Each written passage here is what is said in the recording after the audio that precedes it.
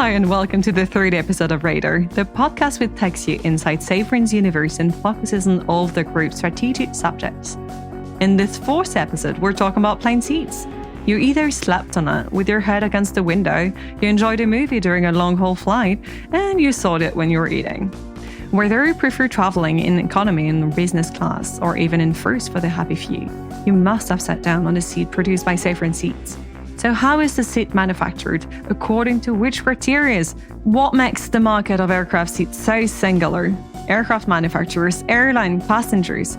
How do we meet the demands and expectations of these multiple customers? My name is Morgan Palacios. I work at Safran Communication Department, and today we're discovering together everything there is to know about the passenger's best friend with Victor Afoy, Executive Vice President for Safran Seats GB, and Arthur Glain, Advanced Concept Manager for Safran Seats. So make yourself comfortable and buckle up. We're about to take off for Safran Seats to meet with Victor Afoy.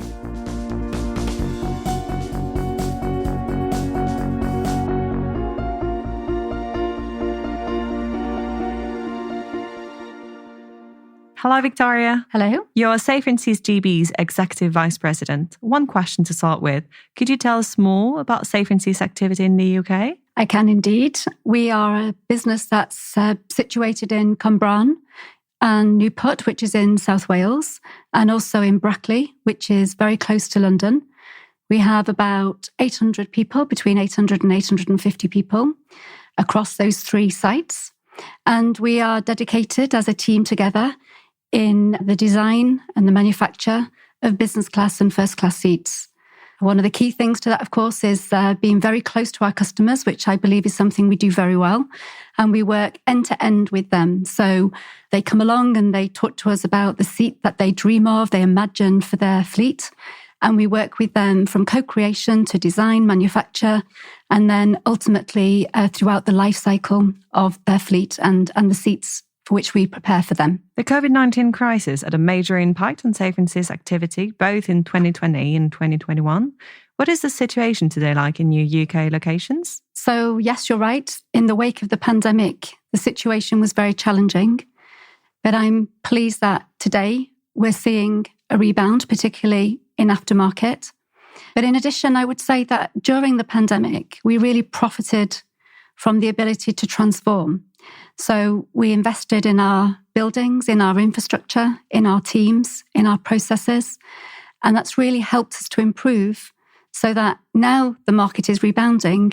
I believe we are confident that we're ready and the teams are ready to respond to the needs of our customers. Thank you, Victor. One last question. How unique would you say is the business of Safran Seats compared to other Safran activities as well? I think we're unique because we sell directly to the airline, who are our customers. And we're unique because we really are about selling to them, working with them on their brand identity. So as a passenger, and I'm sure you are a passenger, you'll go onto an aircraft and you will have an opinion, a personal opinion about the aircraft interior, about the seats that you travel on. And likewise, the airlines who choose to do business with us, their most senior people, the CEO, the COO of those businesses, they are involved in the selection of the seat. They're involved in the selection of the trim, of the finish, of the comfort. And it speaks really to the culture of not only the airline and the brand that they want to portray in front of the passenger, but it also speaks to the culture of the country in some cases. Now, this might sound unreal, but it's the truth. When we talk to some of our customers, particularly those in Asia, they tell us that when you board the aircraft as a passenger in Charles de Gaulle or in London Heathrow, they want you to feel that you're entering the country in Asia that your destination is. So coming back on the brand image, I think it's important to say for me that it's the piece that I love the most actually about working in the seats business. The fact that we can work so closely with the airlines, it means so much to them for the interior of the cabin, the seat, to meet the satisfaction of their passengers, for the passengers' delight. And it makes me feel really proud that each time you enter an aircraft, we've played a part, we've played a key role in their co-creation, the design, the development, and the manufacture and maintainability of those seats. Well, thank you, Victor, for being with us today. We're now going to meet with Arthur Glain, who is an advanced concept manager for Safran Seats.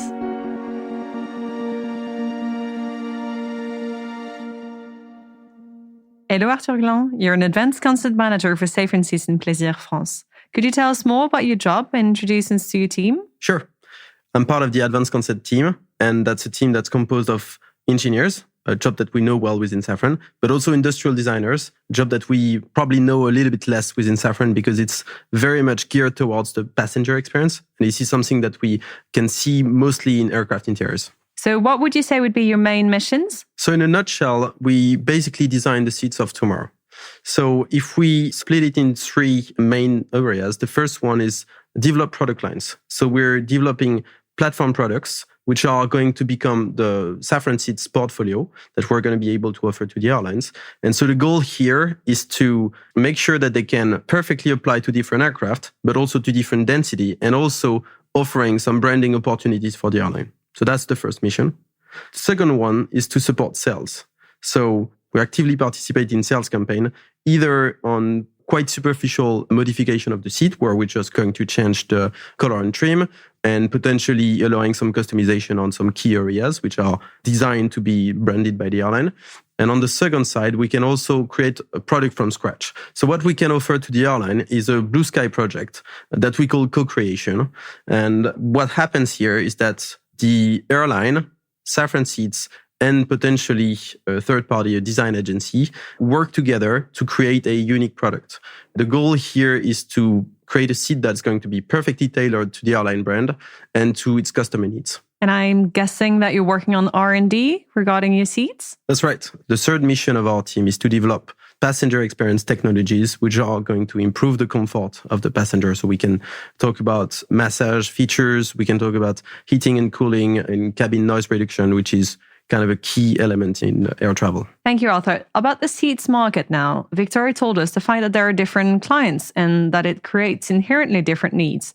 How do you respond to everyone? So that's one thing which is really interesting about our industry, is the fact that every airline is different. There's no airline alike, and they all select their seats based on different criteria. So we need to perform on all of them. And so the three main ones, we can articulate them around three pillars. The first one is passenger experience. So that includes comfort. Obviously, we expect comfort from a seat, any seat really. And so that's no different for our aircraft interior business.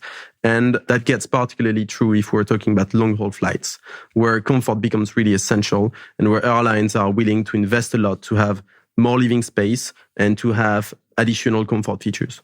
So how do you define a beautiful seat? How do you sell this to an airline? So that's obviously pretty hard to measure, much harder to measure than cost and weight. What is the impact of styling when an airline selects a seat? So it's harder to tell. What is certain is that a cabin definitely leaves a mark on the passenger mind, and it's also much harder to sell to both the airline and the passenger an ugly seat. On all classes? That's right. And another aspect of it is the perceived quality. So that's a notion that's coming from the automotive industry that we really appropriated ourselves. And so the goal is to give the impression of a high quality built product, working on the gaps and the misalignment and making sure that every surface that the passenger touches is of high quality build, is sturdy and has a noble material. So I'm going to ask something that everyone has in mind. How much does a seat cost? Well, obviously, it depends on the seat. What's for sure is that the price tag on the seat isn't actually really what the airline is paying. One of the key criteria for a seat is actually the weight, because the weight represents 60 to 80% of the overall cost of ownership of the seat. Because of the fuel. Exactly. And when you know that 20 to 30% of the operating cost of an airline comes from the fuel, you understand why you need to have weight optimized seats. So how long does it take for a seat to go from the production unit to the airplane? Well, it can vary. One thing is for certain, is that the lead time can be absolutely critical in the selection of a seat. If we're not able to match delivery time of the aircraft on line fit, we're simply out of the race. That's why the lead time is such an important criteria for us to be performing on. We need to be able to offer short lead times and commit to it and then deliver it. Okay, thank you, Arthur. One last question before we leave each other. Between their regular use, you mentioned before that they were used 16 to 18 hours a day sometimes.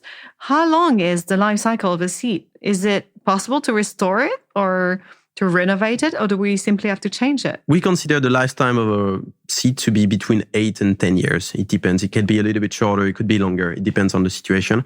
But the airline can also decide to change the colors and modify the color and trim, or even to make some small incremental improvements, such as adding a USB-C outlet, for instance. Last but not least, Arthur, are there any innovations you'd like to share? Yeah, absolutely. What we're trying to offer to our customers today is midlife upgrades. Obviously, all the parts of the seat don't age the same way. So what we want to do is to be able to update some of the most technological elements of the seats, such as the screen, the IFE, and the touchscreen, the HMI, between the passenger and the seat. Thank you, Arthur, for all these explanations. And thank you, Victoria. I feel like we all know seats much better now. Thank you for listening to Radar, and we'll talk to each other soon for another episode of Safran's podcasts.